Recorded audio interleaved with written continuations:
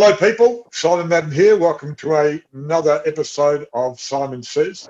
And I am really privileged to have, the man with the long name, but we'll just call him by his well-known short name, Richie Vas, who's, he's an exponent, I think, originally of Brazilian Jiu-Jitsu. He's a mixed martial arts expert.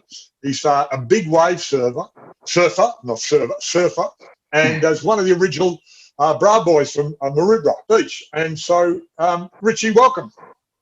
Thanks for having us on, boys. Simon, thanks for having us. And looking forward to having a little gas bag. That's great. Oh, well, look, so this start, I think, as you might know, this started last year in COVID, and it was great. I couldn't get out in Melbourne, so we decided to, reach out to people and have a chat about their success and failures and what they're doing, etc. So, and I thought, well, we haven't had enough people from Sydney. Now, you're a man who's well known in the mixed martial arts area. And you're a surfer, so would you I'm not just a surfer, but a big wave surfer. Which one came first? Were you into martial arts first, or were you into surfing? Yeah, I was definitely surfing, mate. From as far back as I can remember, all I ever wanted to do was be in and around the water at the beach. I just surfed mad from such a young age. My uncle was a surfer. He lived up at Avalon, and he'll take me surfing. And I lived just outside of Maroubra, a place called Little Bay, and my mum joined me up to the Nippers down at Maroubra just to get me more comfortable around the ocean. She was a bit more relaxed, I think, about it too. I just, all I want to do is surf, and that's pretty much, still basically, all I want to do. I'm still madly in love with the sport. It's a great lifestyle, but along the way, I sort of fell into martial arts, and it was kind of to stay fit for surfing, really, especially when I started to focus on big wave surfing. Training and staying fit was a priority, and I found boxing and Brazilian Jiu-Jitsu as a great way to achieve that. But then I found myself competing in those combat sports and found my way to MMA. So what age were you when you started? When you say you stood on a board by yourself and could surf a wave, how old were you? Well, initially, my mum wasn't comfortable me riding a fiberglass board down at Maroubra, so we would only ride fiberglass boards up at Avalon with my uncle because he could be out in the water and looking after us. So I wasn't allowed to bring my fiberglass board down to Maroubra until I was about 10. So I'd say it was around 6 or 7, I reckon. I first stood up on a board with my uncle, pushed him into some nice little, foamy white waters up at Avalon. Got my feet on a big mal, and every opportunity we would, I'd get back up there and surf. And while I was down here in Sydney and Maroubra, I'd just be kicking around on my bodyboard, still loving being out in the ocean, catching waves. And then finally, Mum had enough courage and confidence to bring the fiberglass board down, and then she joined me up to Maroubra Board Riders, who she thought it'd be a great way to have more eyes on me in the water if all the local lads are near me, and and that's what led me into just living and growing up in Maroubra. Well, mate, I've got to give you credit because I reckon I tried surfing for about 2 minutes and nearly killed myself. So I said, it's not a sport for me. Also, I remember going down to Trigger Brothers in Torquay when I was about 16. I was about 6.5 foot there. And I said, mate, have you got a board to suit me? And he looked at me, looked me up and down, went, mate, it's about 12 foot. You haven't got one yet. It'll cost you about $4,000. I went, oh, that's... Yeah. So that was not encouragement for me. Now, mate, so when you talk about the fitness, it's really interesting because I know for mixed martial arts, and you've done, and we want to talk about that a bit later about the different competitions you've been in, but how compare the fitness for surfing, big wave surfing, and the fitness for martial arts. Similar or different, or is it all about your lung capacity and your muscle strength? How do they compare? Yeah, I mean they're very different in many ways. With surfing, it's it is about lung capacity, and it's about paddle fitness, and it is a different type of anaerobic and aerobic. In mixed martial arts, it's you explode and you can recover, and sometimes you got to keep that high intensity going for a while. Where surfing, it's in shorter bouts, and you can obviously rest and wait for the next wave and really recover. In mixed martial arts, it's a little bit more unpredictable because you've got your opponent who might want to push the pace or whatnot, and sometimes you don't have the the option of just resting. You've got to keep going. So they are different in many ways in terms of fitness, but what's similar across the board is how you mentally approach it, especially in big waves, about not panicking, and when you're in a hairy situation, staying calm, working your way through it. That's what I found to have the most similarities. It's not so much the type of fitness, but the mental approach and how things can get out of control pretty quick, and the way you react to those situations. That's what I really found was a great crossover. And if you could be as fit as you want, you could be the fittest man in the world, but if you get caught inside and get smashed by some big waves and you panic, all that fitness doesn't count for anything. Your heart rate goes through the roof, your breathing goes all out of whack, and you find yourself in a pretty bad situation real quick. And it's the same inside the octagon. If you're, you could be a triathlon, like I said again, the fittest person across the board, but you get hit a few times and you forget to breathe and you start to panic, well, then all that fitness goes out the window and you turn into just a beanbag. So yeah, that's what I think is the most similarity between the both sports, is just staying calm in heavy situations. No, that's very good, because and I suppose in a whole lot of sports, big times. I remember myself a long time ago being in a situation where you have to keep calm. But like that in the octagon, if it's all going to tish, there's a referee who can stop the fight. But in the big waves, mate, there's no. If you get tumbled over and you've got 10 metres below all that swirling surf, there's nobody there to go and help, really, is there? The bloke who might have towed you out still a long way away, so you are left to your own devices a lot there. Absolutely. And I get asked that question a lot. What's scarier, what's more dangerous? The two sports. And when you sit down and think about it logically, inside the octagon, it's a relatively safe environment. It's controlled. You've got a referee there who can stop it. Now, they say as soon as you can unintelligently protect yourself, they'll stop it. If you're caught in a submission, you can tap out. So, and there's doctors on standby. It is a safe environment to compete in. Out in the ocean, a lot of these big waves too, they're in such remote locations, off the bottom of Tasmania, off the southwest tip of Western Australia, and again, through Hawaii and Fiji. They're out through reef passes and help's a long way away. So if you come unstuck in some of those situations, again, you can't fight against Mother Nature. When you're getting rolled around, the bottom of the seafloor, and you're 20 feet down, you just got to stay calm and do the best you can. There's no point panicking and trying to fight against it, because it just makes your situation a lot worse. And then if things do go wrong, trying to find help and get yourself out of that environment can be pretty tricky as well. Well, just on that, mate, have you been in this situation in the big surf where you thought, I'm not going to get out of this before actually? Obviously it did, but have you got the stage where it's been so bad you go, well, this might be it? I remember having those thoughts when I was younger a lot. I'd get smashed and I would panic, and I had those thoughts. This is it. I'm not going to get to the surface. I'm going to drown, and I'd panic and I'd scramble like a drowning cat, and I'd obviously make it to the surface and survive. But through experience, I've been able to sort of keep those thoughts at bay. But I have had moments where I've had injuries under the water, like most recently in August of last year. I was surfing a wave here at Cape Solander, and the lip landed on my shoulder as I was trying to come out the barrel, and it blew my shoulder to bits and hit me so hard I thought I lost some of my teeth. And I was rolling around in the water, realising I've just dislocated my shoulder, and I couldn't really swim to the surface. And there's rocks and a cliff face pretty close to where you're getting pummeled. And that was a little scenario, that I thought, all right, I've got to stay calm here. And this could get a lot worse if I don't handle it correctly. And so there's been many moments, and with friends too. One of my best mates, Mark Matthews, he's a documentary out on him of his story with injuries and surf injuries, and the way he's battled through those setbacks, and he's had a lot of injuries in places where you got to get helicoptered out of there to safety, into hospital. Down at Shipsterns, he had a neck injury, and then down the south coast of New South Wales too, had a pretty catastrophic leg injury. And that's kind of what I was leading to before, to the logistics of getting help after these kind of injuries can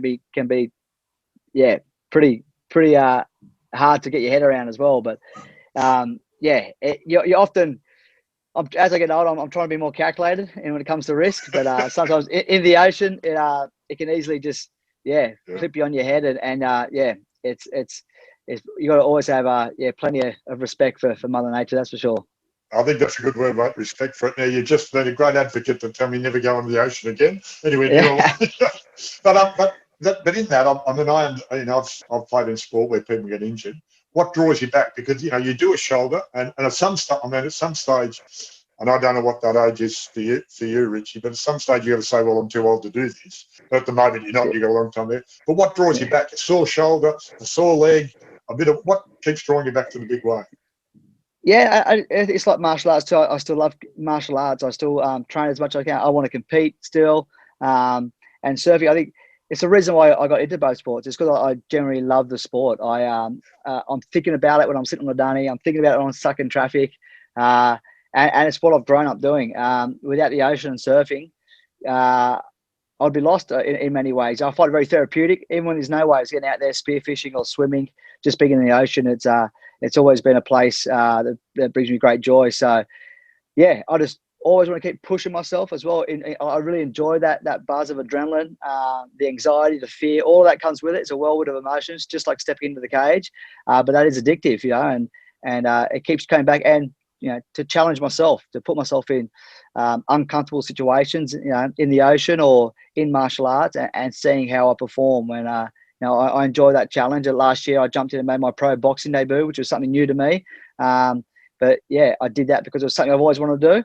I enjoyed the change up in training and, like I said, a different challenge. And I'm looking to do that again as soon as the body gets put back together and the opportunity arises and timing's right. I'm looking forward to competing again as well. So yeah, just because I love it. And I tell young fellas now, if they're looking to get in any sport, especially mixed martial arts or big wave surfing, that if you want to have a crack at it, you got to do it. Be honest with yourself, do it because you love it, and get up on those days where you don't feel like training, or and that's what's going to get you and make you achieve and get to that level of success that you're hoping. If you're doing it for other reasons, maybe like financial or to impress your peers or whatnot, they'll only get you so far. And when the hard days come, it's that love and that passion that's gonna get you up and get you out of bed. So that's good. Thank God it's still burning there inside me. And I think as I move forward, I'll probably adjust some of the conditions I go and surf in, and adjust some of the competitions I step into in martial arts. Like I said, starting to assess risk differently now as I'm getting into my mid to late 30s. So I'll still compete in some regard, and I'll always still be surfing in the ocean as well. But depends on the conditions may change. That's all. And now, would you class yourself as an adrenaline junkie? Is that part of it, or is it more than that?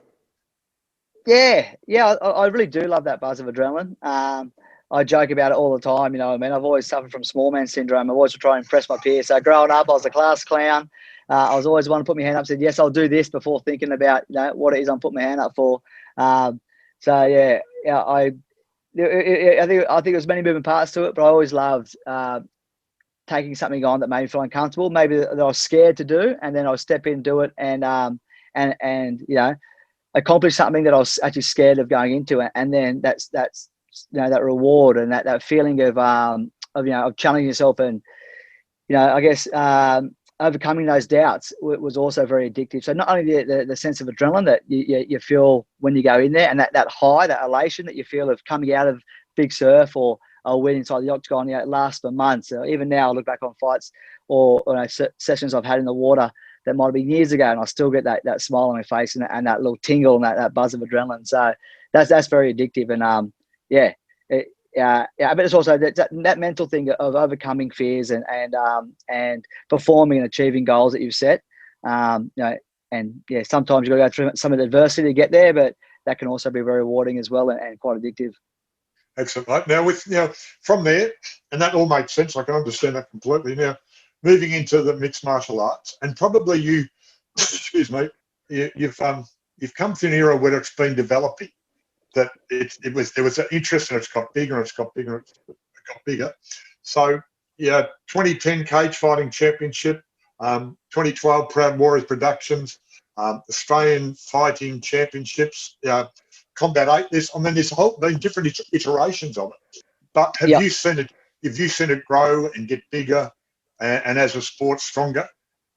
Absolutely. Now, from when I first started really training in mixed martial arts, which was just boxing and Brazilian Jiu-Jitsu when I first started, the idea of competing in mixed martial arts was so foreign. It wasn't really on our shores yet. Even internationally, it was still pretty underground. There was no real professional element to the sport. It was, but as we kept training in individual sports, opportunities did start to rise. I remember seeing old VHS tapes of the first UFCs coming out of the States, and it was just it was just jaw dropping. There was no weight classes. There was very limited rules, and it was pretty much just like one style of fighting taking on another style of fighting. And the idea of actually ever competing in that was laughable. I thought, no way will I ever try my hand at a sport like that. But it grew and changed and evolved so quickly, and just it exploded globally. I think it galvanized all the individual martial arts. So it gave an avenue for those martial arts to perform and get on a platform where they could be seen, and then initially to try and prove their martial art to be, the I guess the more superior martial art. And then obviously as time grew, everyone realized that the best martial art is a combination of them all, and that's what mixed martial arts is. And obviously the UFC exploding and it gaining popularity. It wasn't long before it filtered across to Australia, and we started doing many local promotions like the ones you just mentioned: CFC, Combat 8, Australian Fighting Championships, all those Proud Warrior productions. They started popping up and giving young fighters like ourselves opportunity to fight. And that's where I thought I'd try my hand originally, with no long-term plans or goals of what I may do with the sport. I just want to go and experience it because I love the training, and I wanted to challenge myself and see how I perform inside the cage. And it was every reason I might go in there and freeze up and get my ass handed to me, and I'd never return. I wasn't sure, but I wanted to, just challenge myself. And I had a bit of luck in my first fight and won by first round knockout. And again, I was hooked, and I love the training. I wanted to incorporate more of the martial arts. Like I said, initially it was just boxing and Brazilian Jiu-Jitsu, but after that first fight, I started to incorporate a lot more kickboxing and wrestling and elements of karate. So it took off, and the sport continues to evolve. I think it's been the fastest growing sport for many years around the world, and now you see it is mainstream now. It is. For many years, it was frowned upon and just labelled as human cockfighting, and it's barbaric. And now we're starting to shed that stereotype, and it's being seen as professional sport, and gaining mainstream media. And it's thanks to the UFC and many other promotions around the world, but the UFC has definitely been the leader in showcasing the sport for what it is. And it's just amazing to see where it's at now compared to when I first started. And see now Aussie fighters. Now we've got a couple world champions. Robbie Whittaker was our first world champ, and he's still #1 contender in his division. But Alex Volkanovski, both who I've been training partners for or trained with for many years. And it's amazing to see these local lads, stamping Australian mixed martial arts on the map. And it's great to see it. It's, like I said, ever evolving, such an exciting sport, and it's exciting to see where it's going to go to next. Richie, you're saying how it's become a mainstream sport. And it's interesting you said before, you said how it's much more regulated. A lot of mums out there would be saying this, and I don't want you to be a fighter, but you've just talking about how much regulation is to it now, how you actually talked about it being safe. Yeah, and it was still a long way to go. I still, although I think we have to the most part shaken that kind of human cockfighting tag, and just knuckleheads getting there and beating each other up. There's still a way to go, and there's still a lot of people who criticise the sport a lot. But I think with education and people learning about the sport and seeing what goes involved, not only preparing for a fight and the athletes themselves, but behind the scenes with the officials and how regulated it is, the importance of making weight and all the rules that we do have to abide by. That's going to change. And in terms of parents, not wanting their kids to fight, I totally hear him. I've got a 4-year-old daughter, and if she said she wants to step in the octagon and start fighting, I'll be a little apprehensive myself. But like I said, if they love it and they're passionate about it, they're going to find a way, with your approval, without, I reckon. So you're better off supporting them and try to be there with them through it. But I've worked for a lot of youth organisations, the local PCYC up here, and myself and a mate who has a Muay Thai gym, Lewis Regis. He has SRG Muay Thai here at Alexander. Have a program called the Back on Track program, where we get a bunch of troubled youth, generally 16 and under, and they're brought to us by the PCYC, and we show them all elements of martial arts, a lot of kickboxing, but it shows these kids who are getting in trouble on the streets or maybe come from troubled home life. The PCC want to encourage them into something positive, where they're mixing in with not just other kids but adults in classes, and and that's a huge success. We all shake hands at the end of the class. They all bow to the instructor. You see kids who come in either with a big chip on their shoulder and their chest puffed out, they're getting submitted by a 50-kilo hairdresser or something, and it humbles them real quick. Or you can see a kid walk in who's obviously lacking a lot of self-confidence, and after a few sessions and really enjoying learning elements of martial arts, they start to walk a little straighter, and you can see that the confidence they have. And the parents, who some were skeptical at first, have been coming back saying how amazing the results have been and how grateful they are of the program. So it's just I think martial arts as a whole is such a positive outlet for not just the youth, but people of any walk of life, any demographic, any age, but especially young people. It's a great element to have in your life for sure. So yeah, I can understand parents being apprehensive, but if you look into it a little bit and sort of educate a little bit about martial arts, it's such a great thing for kids. Yeah. Good, mate. A bit of, we forget sometimes the respect, the confidence and the discipline that it goes into any high-level sport. And I know with martial arts, there's a whole lot of respect and a whole lot of discipline needed just to go from a white belt to the next belt to the next belt, etc. That word discipline is very much part of martial arts, isn't it? Exactly. And unfortunately, a lot of those elements just get forgotten about sometimes because I guess what is brought to mind initially for martial arts, and especially with mixed martial arts, is just the physical violence, or the punching and the kicking and the blood and whatnot. But it's all the stuff, I guess the more traditional elements of martial arts, like the discipline and respect, and they're all very much probably bigger parts of the sport that get overshadowed because I think the more graphic side of it sort of sells papers or whatnot. Or but yeah, like I said, it's been a blessing in my life for sure. From personal experience, without martial arts, I think I would have found myself in a lot more trouble and not be where I am today. That's for sure. So I've got a lot to thank for martial arts, and it's like I said, for any walk of life, at any stage of life, it's a great thing to incorporate. I want to go back to your upbringing, but first I just want your opinion. You talked before having, a lot of respect for the sea. And of course, in martial arts, you have to have a lot of respect for the opponent. Conor McGregor, we saw him regularly as he's a great, I suppose, a great advertisement for the sport from as far as coverage, because he's just got a whole lot of talking happening. But he didn't have respect for his opponent last one that we've seen before. Sorry, we didn't see as much respect or more respect, was it? I'm not sure leading into the fight, did he have the respect for his opponent that he actually showed afterwards, but leading into it, was there too much bravado, do you think, or how did you see it? Well, it was actually quite a noticeable change in the lead up to a fight with Conor this time. He's been so well known for getting into his opponent's head, for being disrespectful. The Khabib Nurmagomedov fight, when he fought for the title, he got beat. The lead up to that, I actually, being a Conor fan, I was actually a little bit, I thought it was a lot, pretty distasteful, a lot of things he was saying. He was trying to get under his skin and he showed a lot of disrespect, and he has done to many opponents in the past. This time around, Dustin Poirier, who he has fought in the past and has a win over, Dustin Poirier is a pretty respectful kind of guy. He doesn't want to engage in trash talk, but he saw a very humble, well-spoken Conor McGregor in the lead up to this one, showing Dustin a lot of respect. He was very confident in his own right. He was confident he was going to get the job done quite early in the fight, and he said he had the best prep, and so that confidence was still there, but he was giving his opponent a lot of respect.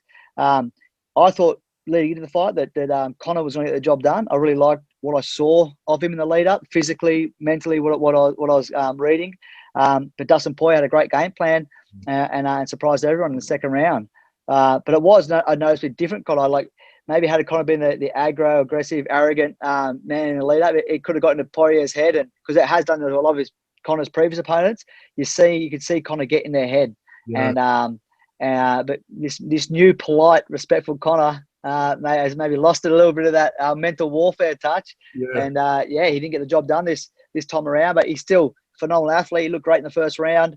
But like I said, Poirier just had a great game plan. And then when he smelt blood, he went in for the finish and got it. So hats off to Poirier. It was a fantastic win.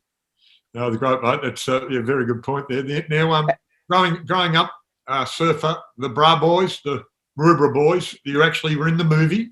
From what I can tell, you're a movie star as well.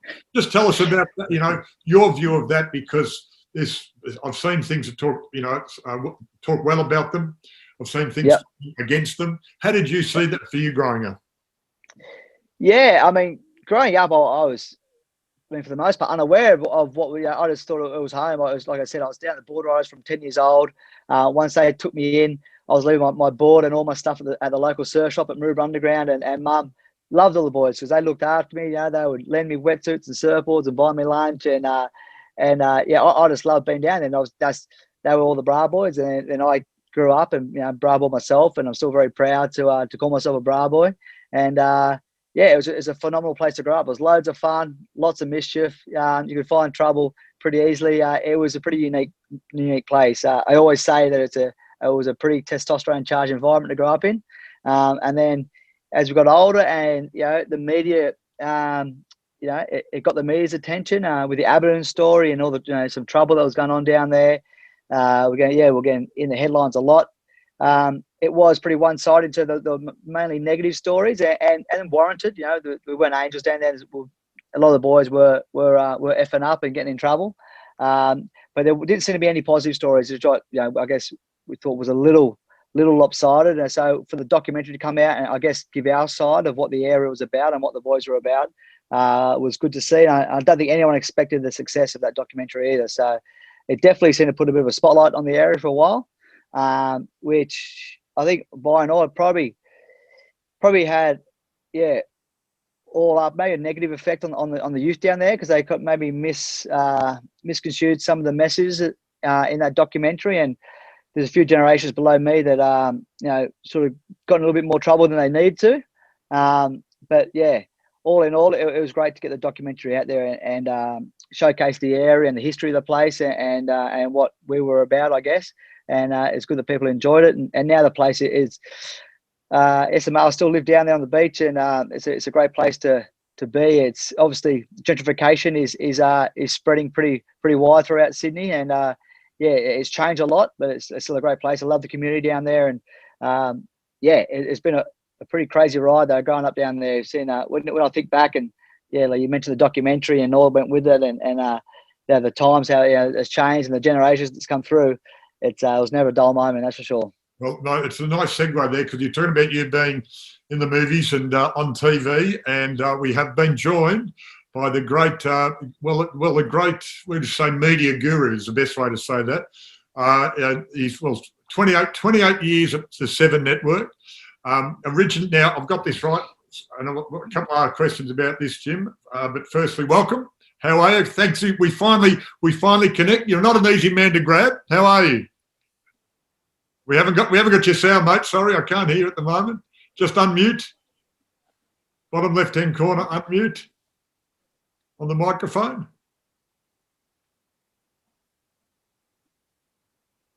Not quite yet. We can edit it. We can edit you in and out, mate, so don't worry. So you can tell you the talent in front of the camera, mate. You don't know how to use the camera. That's right. Yeah, 1 minute. Yeah, no worries, mate. Just hold on for a minute. Now, did you just follow on that, mate? Did you was a TV show too called The Ultimate Fighters, The Smashers?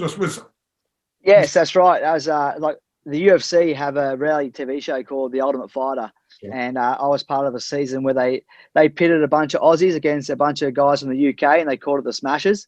So that was a great experience. We were holed up in a big house for 6 weeks, and we just trained and we've all fought each other. And the winner eventually gets a contract with the UFC.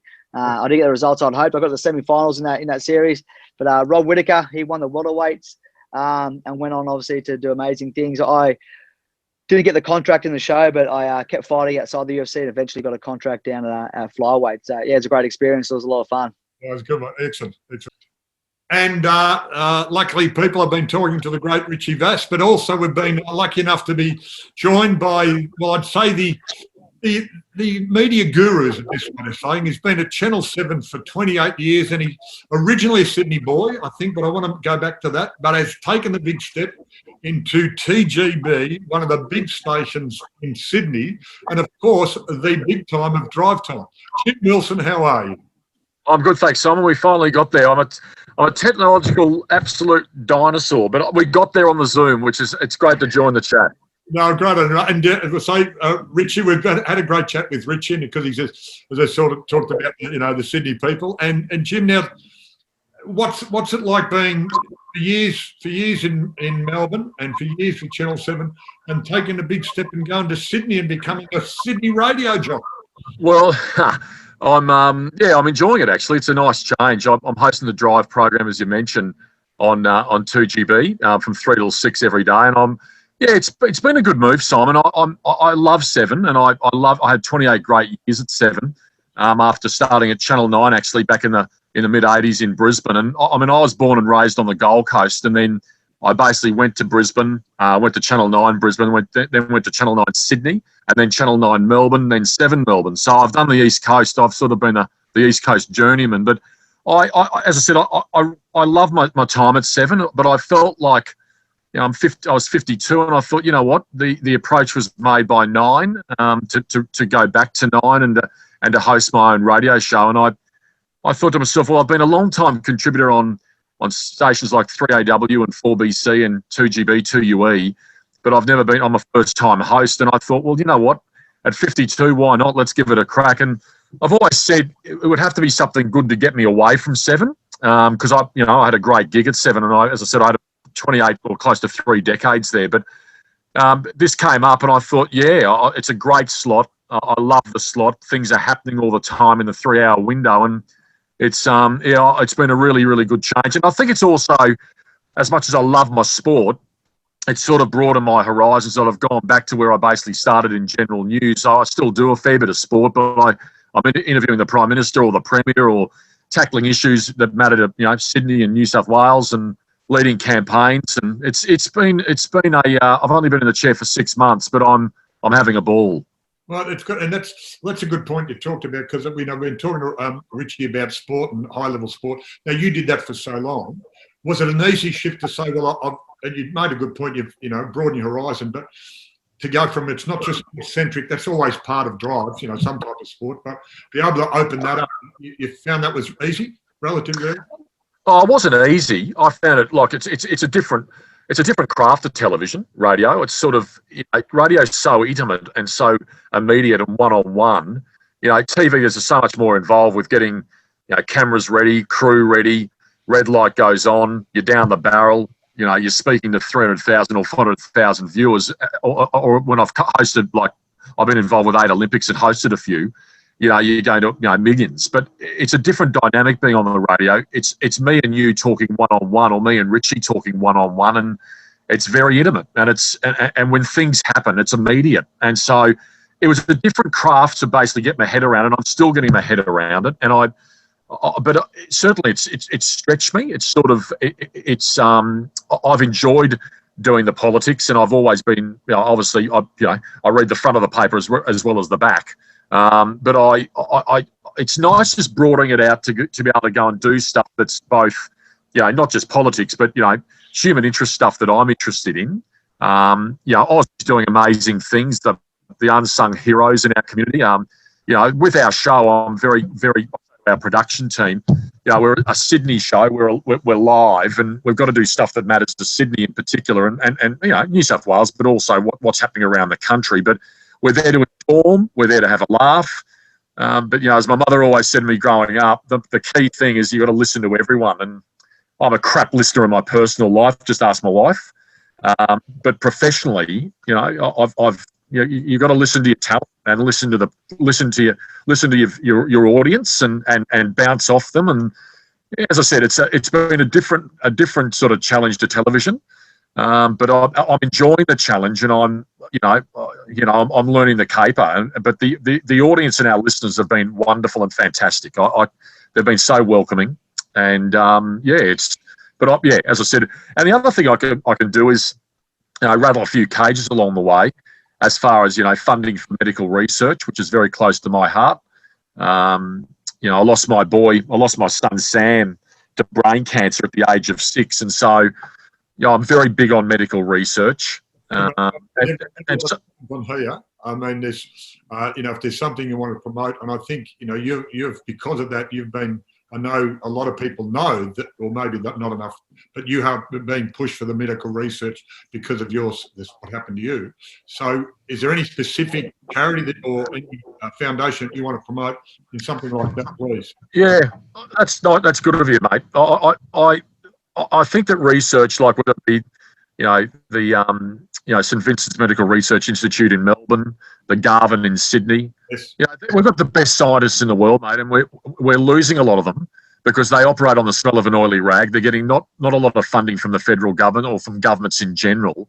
And so it's not I'm not getting on a political soapbox, but I think in a country like Australia, the amount of funding for medical research is pretty disgraceful. And so I suppose even before Sam was diagnosed with brain cancer, I was pretty passionate about medical research. And so whether it be diabetes or stroke, I mean, my wife's father had a huge stroke, so that's something close to our hearts as well. But, brain cancer is the biggest killer of children under the age of 10. And between the Peter MacCallum Institute in Melbourne, you look at amazing researchers that were either losing offshore or they're forced to leave medical research and go into another occupation. I think that's really, really sad because they're geniuses and they bring so much to the table as far as research goes, but because they're not getting any sort of funding or grants or they just can't survive. I mean, their mums and dads, they've got to put food on the table, but a lot of them are just getting paid absolute pittance for really making a genuine difference. So that's why I'm passionate about it, and I feel very strongly about it.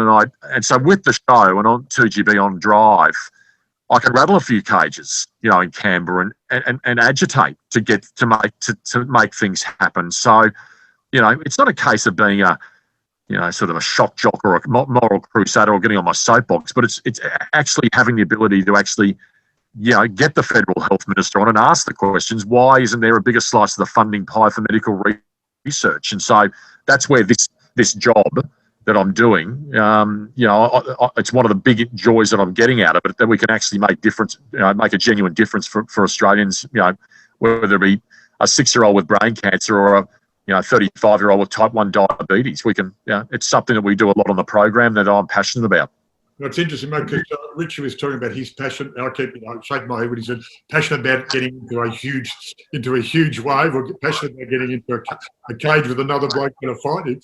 You obviously you're passionate about your career too, and I'm always interested in how people find that passion. But for you, the media has been your passion, hasn't it? Yeah, I love it.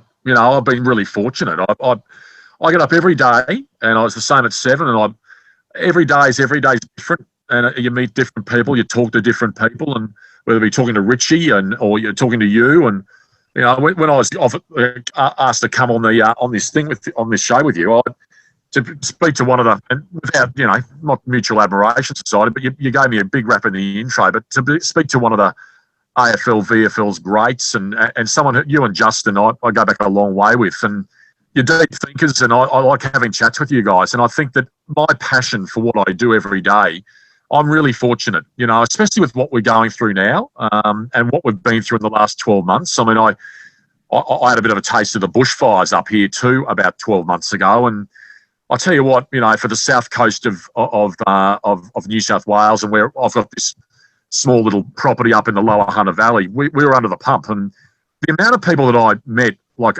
from the Rural Fire Service, volunteers, everyday Australians who are just basically protecting us for days on end from these fires that were bearing down on us. It was an eye-opener. And so, again, that's another part of the show, or part of this job that I love, that I can speak to those people and tell their stories, because their stories are incredible. We're going to start this new segment on the show every Friday called The Local Aussie Hero. And it's just those people in the community who don't get they don't do it for credit or the acknowledgement or the accolades, but they're making a genuine difference, whether they're feeding the homeless or saving properties in bushfires or, doing something. And it's amazing the people that we've met so far as that segment's concerned, people who are making a genuine difference to our way of life. And, my passion for the job, I mean, I love my sport, that. I've been so lucky over the journey over 30 years to cover 8 Olympics and Paralympics and British Opens and Wimbledons and cricket tours in the Caribbean, and I've been really lucky. But I feel very at 52. I've just turned 53. There's a long way to go. I still get a huge buzz, especially when there's breaking news or a big sporting event or a big sports story or a major political story. I still get a huge kick out of covering it, and as I said, every day is different. Yeah, now Richie he's under 40, mate. He hasn't come to the dark side of 40, hasn't come to the dark side of 50 yet. So he's got to Have you, as a sports follower, I know you've got a whole general stuff, but I'm just talking to Richie about big wave surfing and mixed martial arts. Have you watched the mixed martial arts, mate? How do you go with it? Because he's talking about how a lot of people see it as violent, but he's talking about how regulated it is. Is it on your list of sports that you'd be talking about? Well, yeah. I mean, it's to their own. Well, no, look at Richie. I mean, I think Richie's passionate about it. That's what Richie's passion is. I don't watch a lot of it, but I'll occasionally tune in. Each to their own. I'm not going to sit here. There's some things that I go, around the world where I go, oh, you draw the line at him, whatever else. But Richie loves it. It's his passion. And I just go, the one thing about sport, and Richie can, I'm sure will agree, is that it's an escape. And especially with what we're going through right now, we all need an escape.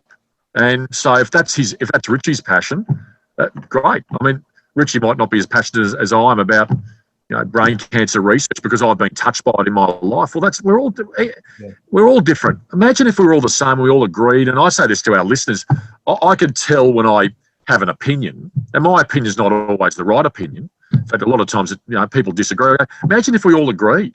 Oh. But what I say to our listeners is, we're respectful in the way that we banter or disagree with each other, and I think that as I said, I'd be boring if Richie and I had the same interests and the same passions, and that's what makes life interesting. Especially, as I said, with what we're going through right now, we all need an out, and I think that's now more than ever. And Simon, you in Melbourne, I've got a son in Melbourne who went through lockdown last year.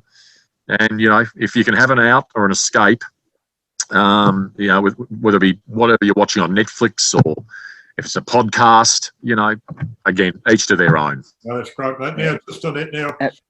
Yeah, please. No, I'd say absolutely. I couldn't agree more. It's great to have different opinions. I'm a huge Charlie Teo fan too, Jim. So, yeah, I could, spreading more light onto research, medical research of all sorts is very important. But yeah, I've had a little insight into what brain cancers and brain tumors all about, and I couldn't take my hat off more for bringing more awareness to it, mate. But yeah, hopefully we can turn into a bit more of a fan of mixed martial arts, mate. You didn't seem too eager there to jump on the bandwagon, but it's the sport's grown, and like that massive event you guys had in Melbourne a few years ago when Ronda Rousey shocked the world. I mean, holding home shocked the world, beating Ronda Rousey. I was lucky enough to fight on that card, and I think slowly but surely people sort of get a bit more understanding of the sport, and maybe some opinions will change. But I think you're right, mate. It's great to have different opinions, and whatever floats your boat.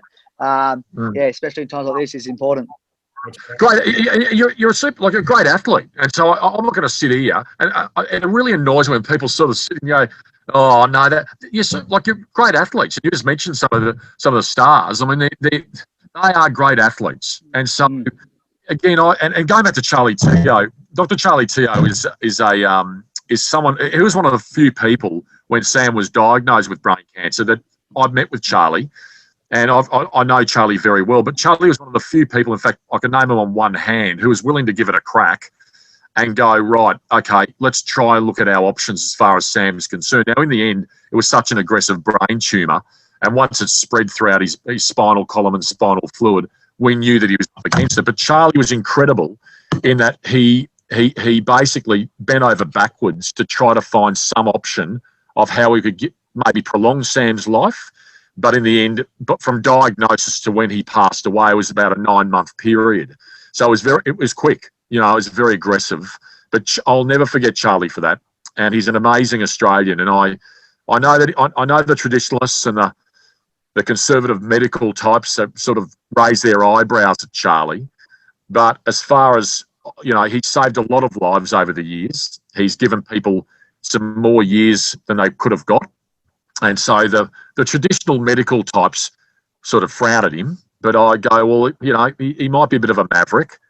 But I go, at least he's willing to. Well, he was willing to have a crack with my Sam, and as I said, I'll remember that for the rest of my days. I think it creates great awareness about the the disease as well. I would have known. Yep. Not that I know a lot about it, but I know less of Ultimate Charlie and getting to know his story and bringing some light to it and how important it is for more research in that area. That's fantastic. Now, want to talk to you about big moments. Now, you've done, Jim, you did the Big Bash League, the Women's Big Bash League, Rugby League, Tottenham versus Sydney, Tottenham versus Melbourne, but the Olympics. Is the Olympics the big one as far as you're concerned?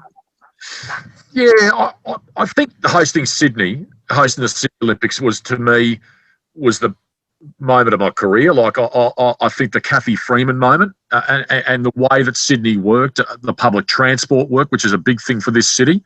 The volunteers clicked.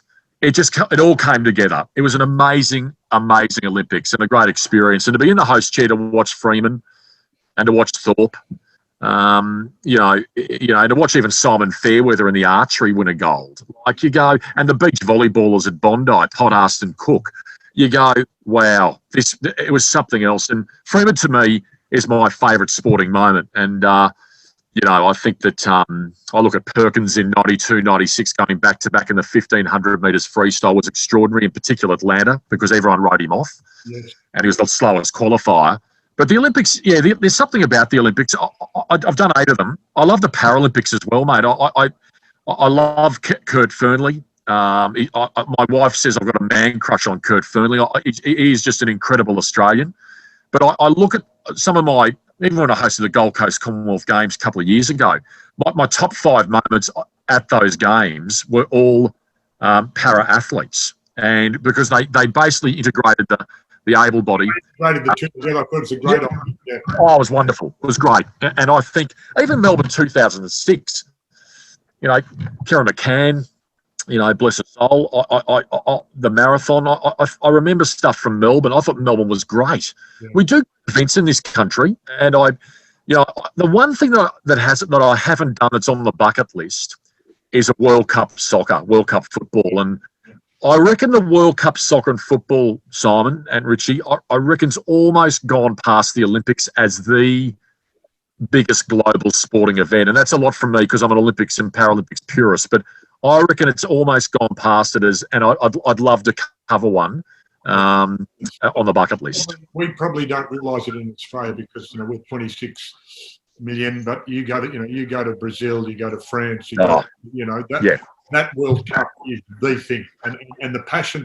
Now we talk about the passion in AFL footy, you talk about passion in rugby, but the passion in the world going from those places is, and Rich, you talk about your passion for your sports, passion for those countries, and you think about South America and how big some of the stadiums are and how big the crowd are. It's phenomenal, I think you're right in saying it's the Olympics, World Cup, the Olympics. It sort of goes like that at times, doesn't it? Yeah, it's fantastic. Now, Jim, I'm going to cut this short, not because I want to, but because there's a time limit on doing these.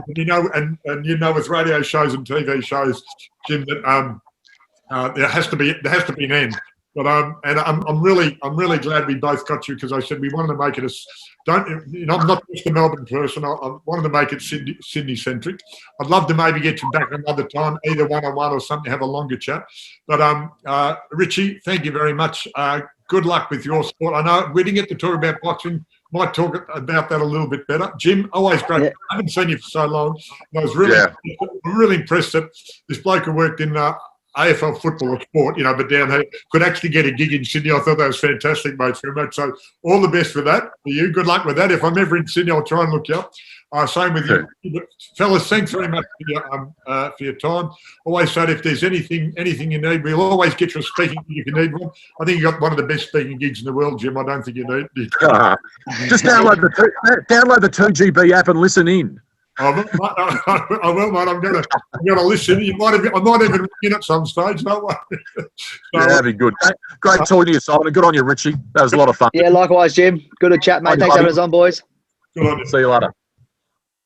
See you, fellas. Thanks, guys. Thanks, mate. That's great. That was great. Nice. Yeah.